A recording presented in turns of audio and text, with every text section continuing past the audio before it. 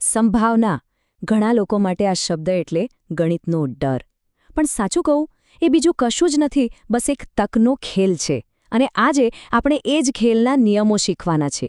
એવા નિયમો જે શીખ્યા પછી પરીક્ષાનો ગમે તેવો પ્રશ્ન હોય એ એકદમ સહેલો લાગશે. તો ચાલો શરૂ કરીએ. ઓકે, તો ચાલો સીધા એક સવાલથી જ શરૂઆત કરીએ. માની લો કે તમારી પાસે 52 પત્તાની એકદમ બરાબર ચીપેલી કીટ છે. એમાંથી એક એક્કો નીકળવાની શક્યતા કેટલી? થોડું વિચારો.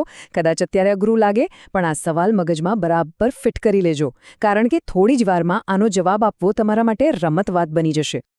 હવે સંભાવનાના કોયડા ભલે ગમે તેટલા અઘરા કેમ ન દેખાતા હોય, એ બધાની પાછળ એક જ સિમ્પલ નિયમ કામ કરે છે.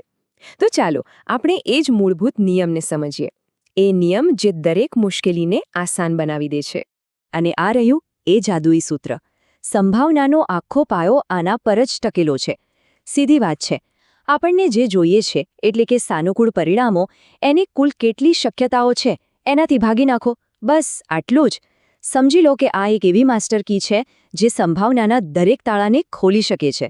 એટલે આ સૂત્ર તો બરાબર મગજમાં ઉતારી જ લેજો. તો કોઈ પણ સવાલને સોલ્વ કરવા માટે આપણી પાસે એકદમ સિમ્પલ 3 સ્ટેપ પ્લાન છે. સ્ટેપ 1, કુલ કેટલી શક્યતાઓ છે એ શોધી કાઢો. સ્ટેપ 2, એમાંથી આપણને જે જોઈએ છે એવી શક્યતાઓ કેટલી છે. અને ફાઇનલી સ્ટેપ 3, બસ સૂત્રમાં આ બંને આંકડા મૂકી દો અને જવાબ મેળવી લો. તો ચાલો આ પ્લાનને એક્શનમાં લાવીએ. સારું, તો આપણા પ્લાનનું પહેલું અને સૌથી અગત્યનું પગલું છે કુલ શક્ય પરિણામો શોધવા. કારણ કે સીધી વાત છે, જો આપણને એ જ ના ખબર હોય કે કુલ કેટલી સંભાવનાઓ છે, તો પછી આગળ વધવાનો કોઈ મતલબ જ નથી. ચાલો આને સમજવા માટે એક બિલકુલ સહેલા ઉદાહરણથી શરૂઆત કરીએ, સિક્કા ઉછાળવાથી. જો ધારો કે આપણે 2 સિક્કા એક સાથે ઉછાળીએ તો શું થઈ શકે? બની શકે કે બંને પર છાપ આવે, એટલે કે હેડ, અથવા તો પહેલા પર છાપ અને બીજા પર કાંટો આવે, એટલે કે હેડ ટેલ, અથવા તો એનાથી ઉલટું પણ થઈ શકે, પહેલા પર કાંટો અને બીજા પર છાપ, એટલે કે ટેલ હેડ. અને છેલ્લે બની શકે કે બંને પર કાંટો આવે, એટલે કે ટેલ. શું આ 4 સિવાય કોઈ 5મી શક્યતા છે? ના, બિલકુલ નહીં. તો કુલ શક્ય પરિણામો કેટલા થયા? બરાબર 4. સરસ, સિક્કાવાળી વાત તો સમજાઈ ગઈ. હવે થોડું આગળ વધીએ, પાસા તરફ. વિચારો, જો એક સાથે 2 પાસા ફેંકવામાં આવે તો કુલ કેટલા પરિણામો શક્ય બને? આ ટેબલ પર એક નજર નાખો. જુઓ, પહેલા પાસા પર 1 થી 6 સુધી કોઈ પણ અંક આવી શકે. અને એ જ રીતે બીજા પાસા પર પણ 1 થી 6 માંથી કોઈ પણ અંક આવી શકે. તો બસ સિમ્પલ ગણિત છે. 6 ગુણ્યા 6 એટલે કે 36. આપણી પાસે કુલ 36 અલગ કોમ્બિનેશન શક્ય છે. આ ટેબલને તો મગજમાં બરાબર છાપી લેજો, કારણ કે પાસાને લગતા મોટાભાગના સવાલોનો જવાબ આ જ નકશામાં ક્યાંક છુપાયેલો હશે. ઓકે, તો હવે આપણી પાસે બધા જ સાધનો તૈયાર છે. આપણને સૂત્ર ખબર છે, કુલ પરિણામો કેવી રીતે શોધવા એ પણ આપણે શીખી ગયા. તો હવે સમય છે આ બધી જાણકારીને કામે લગાડવાનો અને પરીક્ષામાં પૂછાય એવા કેટલાક અસલી સવાલો ઉકેલવાનો. ચાલો શરૂ કરીએ. ચાલો, આ રહ્યો પહેલો સવાલ. 2 પાસા એકસાથે ફેંકવામાં આવે તો બંને પર જે અંક આવે એનો સરવાળો 10 થાય, એની સંભાવના કેટલી? યાદ કરો આપણો પ્લાન. સ્ટેપ 1 શું હતું? કુલ પરિણામો, જે આપણને ખબર જ છે, 36. તો હવે વારો છે સ્ટેપ 2નો. આપણે શોધીશું સાનુકૂળ પરિણામો. તો હવે પેલો 36 ખાનાવાળો નકશો યાદ કરો. એમાં એવી કઈ જોડીઓ છે જેમનો સરવાળો 10 થતો હોય? ચલો સાથે મળીને શોધીએ. એક તો છે 4 અને 6, બીજું 5 અને 5, અને ત્રીજું 6 અને 4. શું આ 3 સિવાય બીજું કોઈ છે? ના, બસ આ 3 જ. તો આપણને જોઈતા એટલે કે સાનુકૂળ પરિણામો મળી ગયા. કુલ 3.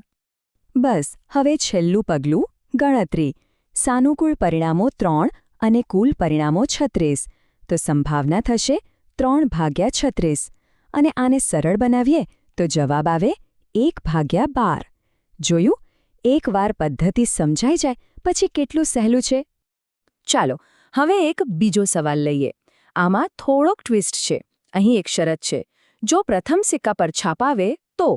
બસ આટલા શબ્દો પર ખાસ ધ્યાન આપજો, કારણ કે આ એક નાનકડી શરત આખી બાજી પલટી શકે છે. જોઈએ કેવી રીતે?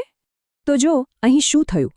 જેવી આપણને એ માહિતી મળી કે પહેલા સિક્કા પર તો છાપ જ આવી છે, એનો અર્થ એ થયો કે જે પરિણામો કાંટાથી શરૂ થતા હતા એ હવે શક્ય જ નથી, એ તો રમતમાંથી જ બહાર થઈ ગયા. તો આપણી 4 શક્યતાઓમાંથી 2 તો તરત જ નીકળી ગઈ. હવે આપણી પાસે ફક્ત 2 જ વિકલ્પો બચ્યા છે. એક છાપ અને બીજું છાપ કાંટો. અને આ બેમાંથી આપણને શું જોઈએ છે? બંને પર છાપ, એટલે કે છાપ, જે ફક્ત એક જ પરિણામ છે. તો હવે આપણી ગણતરી બદલાઈ ગઈ. સાનુકૂળ પરિણામ 1 અને કુલ શક્ય પરિણામો હવે 4 નહીં પણ 2 છે. એટલે જવાબ આવ્યો 1/2 અથવા કહો કે 50%. જોયું? કેવી રીતે એક નાનકડી શરત કે માહિતી મળવાથી કુલ શક્યતાઓનો આંકડો જ બદલાઈ ગયો અને એની સાથે જવાબ પણ. આ ખૂબ જ અગત્યનો કોન્સેપ્ટ છે. અને આ જ વાત આપણને સંભાવનાના એક બહુ જ રસપ્રદ ટોપિક પર લઈ જાય છે: નિરપેક્ષ અને અવલંબિત ઘટનાઓ. હવે આ શબ્દો સાંભળીને ગભરાવાની જરૂર નથી. એનો સીધો સાદો મતલબ એટલો જ છે કે શું એક ઘટના બને એની અસર બીજી ઘટના પર પડે છે કે નહીં. ચાલો આને પણ ઉદાહરણથી જ સમજીએ. પહેલા વાત કરીએ નિરપેક્ષ ઘટનાની. જુઓ, વ્યાખ્યા કહે છે કે જ્યારે એક ઘટનાનું પરિણામ બીજી ઘટનાની સંભાવના પર કોઈ જ અસર ન કરે ત્યારે તે નિરપેક્ષ છે. જેમ કે કોઈ સ્પિનરને તમે ફેરવો, એમાં લાલ રંગ આવ્યો, હવે તમે એને ફરીથી ફેરવો, તો શું પહેલી વાર લાલ આવ્યો એનાથી બીજી વાર શું આવશે એના પર કોઈ ફરક પડશે? બિલકુલ નહીં. આ બંને ઘટનાઓ એકબીજાથી તદ્દન સ્વતંત્ર એટલે કે નિરપેક્ષ છે. અને હવે એનું બીજું પાસું જોઈએ: અવલંબિત ઘટનાઓ. એના માટે આ એકદમ પરફેક્ટ ઉદાહરણ છે. અહીં સૌથી અગત્યનો શબ્દ સમૂહ છે પુરવણી વગર. આનો મતલબ એ છે કે તમે ઢગમાંથી જે પહેલું પત્તું કાઢ્યું એને પાછું અંદર નથી મૂકવાનું, એને સાઈડમાં રાખી દેવાનું છે. હવે વિચારો, આ એક નાનકડી વાતથી શું મોટો ફરક પડી શકે. ચાલો જોઈએ. જો જ્યારે આપણે પહેલું પત્તું ખેંચીએ છીએ ત્યારે પરિસ્થિતિ એકદમ સ્પષ્ટ છે. ઢગમાં કુલ 52 પત્તા છે અને એમાં 4 એક્કા છે. તો પહેલી વારમાં એક્કો નીકળવાની સંભાવના કેટલી? બરાબર 4/52. અત્યાર સુધી બધું સિમ્પલ છે. પણ જેવો પહેલો એક્કો બહાર આવ્યો અને આપણે એને પાછો ન મૂક્યો, ત્યાં જ આખી રમત બદલાઈ ગઈ. કેમ? કારણ કે હવે ઢગમાં 52 પત્તા નથી, હવે ફક્ત 51 પત્તા જ બચ્યા છે. અને એટલું જ નહીં, એક્કા પણ હવે 4 નથી, ફક્ત 3 જ બચ્યા છે. એનો મતલબ કે હવે બીજી વાર એક્કો નીકળવાની સંભાવના 4/52 નથી, એ થઈ ગઈ છે 3/51. જોયું તમે? પહેલી ઘટનાએ બીજી ઘટનાની આખી પરિસ્થિતિ જ બદલી નાખી. હવે જ્યારે આપણે એવું ઈચ્છીએ કે પહેલી ઘટના અને બીજી ઘટના બંને બને, ત્યારે ગણિતનો નિયમ કહે છે કે બંનેની સંભાવનાનો ગુણાકાર કરવો પડે. તો અહીં આપણે કરીશું 4/52 ગુણ્યા 3/51 અને એનો જવાબ આવે છે 1/221. આ ખરેખર ખૂબ જ નાની સંભાવના છે ને?